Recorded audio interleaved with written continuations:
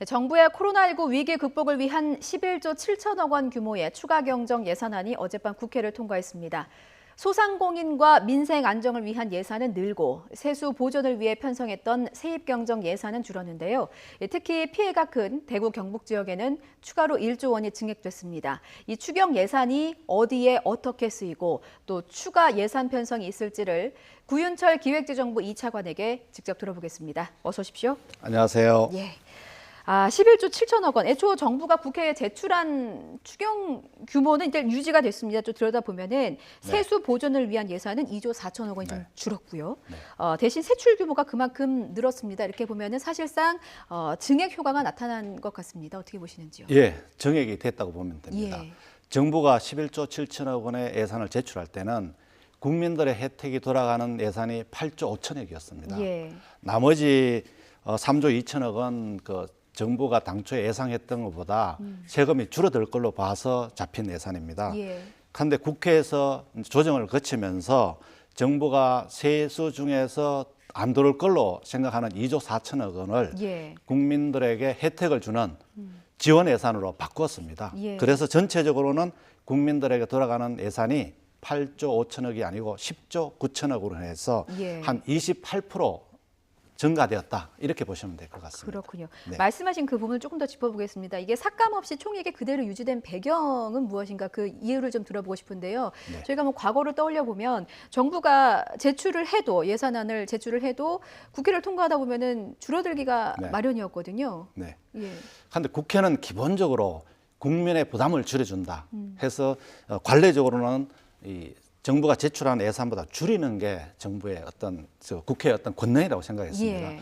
그런데 지금은 상황이 굉장히 엄중한 상황이다 보니까 국회도 최소한 정부가 제출한 예산을 줄이기는 어렵다 하는 이런 인식이 있지 않나 이렇게 생각하고 있습니다. 예. 정부와 국회가 큰 뜻으로 좀 마음을 네. 모았다 이렇게 보면 되겠군요. 네네. 예, 구체적으로 하나씩을 좀 짚어보겠습니다. 먼저 가장 피해가 큰 대구 경북 지역에 정부가 제출한 원안보다 1조 원이 더 추가가 됐습니다. 네. 구체적으로 이 지역에 어떤 지원이 이루어지게 되는 네. 걸까요? 예, 정부가 당초에 정부안으로 제출한 대구 경북 지역에 가는 예산은 한 6,200억 정도가 됐었습니다. 예. 그런데 국회 조정 단계를 거치면서 1조 원이 더 늘어났습니다. 예. 그 내역을 보면은 첫 번째 이제 대구가 특별 재난 지역으로 지정되다 보니까 예.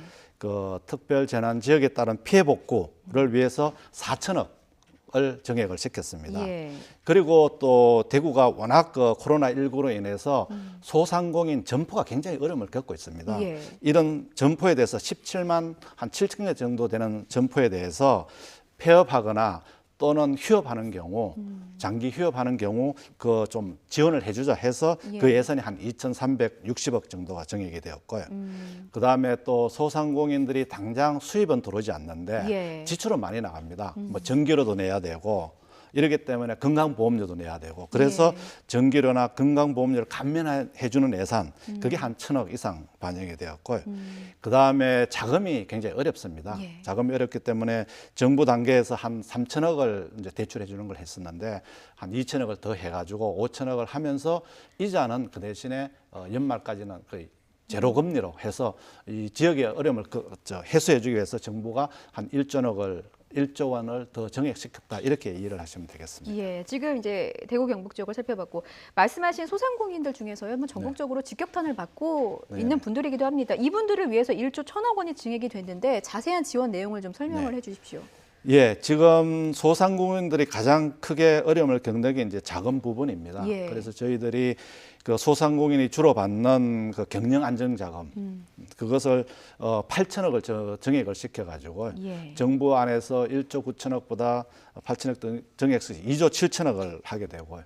그다음에 초저금리 대출을 해서 기업은행을 통해서 대출하는 예산을 한 2조 6천을 늘리기 위해서 예. 정부가 그 기업은행에 또 재원을 주는 게 한 2,600억 이렇게 되는 부분이 있습니다. 그리고 소상공인들이 보증을 받아야 됩니다. 신용도가 낮은 소상공인들. 그래서 그 특례 보증을 하는 예산 한 2조 3천억을 확대하기 위해서 필요한 한 380억 정부가 이렇게 주면은 그 배수가 늘어나게 되는 예산이 되겠습니다. 그리고 마지막으로는 지금 가장 어려운 그 업종이 해운, 그다음 항공, 운수업 이런 분야가 되겠습니다. 이런 예. 분야의 피해 업종에 대해서 한 1조 7천억 원을 그 채권 담보부로 주기 위한 예산 한 2,400억 이렇게 해서 전체적으로 한 예. 1조 4천억을 넣었다는 말씀드리겠습니다. 그렇군요. 네네. 지금 뭐 다 짚어주시기는 했는데요.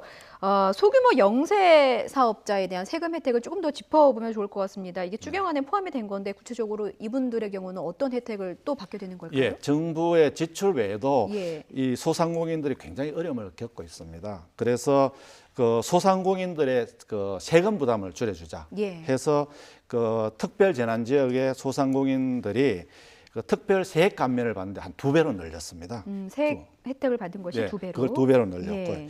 그 다음에 저 연매출이 그 지금 4,800만 원 이하는 간이과세자라고 해가지고 예. 그 서류도 좀 간소화하고 혜택을 많이 보고 있습니다만 그걸 8천만 원으로 확대해가지고 8천만 원 이하 일반 개인 과세자 같은 경우도 예. 간이 과세자 수준으로 세액 부담을 경감시켜주고 그 대신에 4,800만 원 미만은 간이 과세자는 아예 그냥 그 일시적으로 그 세금을 그냥 줄여주는 예. 이제 그런 식 대책을 했다는 말씀을 드리고 그 다음에 소상공인들의 매출 확대를 위해 가지고 저희들이 이제 법인카드를 쓰게 되면은 그 한도가 있습니다. 이렇게 예. 이 그 소비로 한도가 있는데 그걸 이제 많이 늘렸습니다. 늘려주었고 그 다음에 이제 우리가 이제 신용카드나 체크카드를 쓰시면은 그 세액 공제율을 2배로 늘려줘서 요 기간 동안에는 저희들이 그 다양한 세제 혜택을 통해 가지고 예. 그 소비를 진작하고 또 소상공인들의 어려움을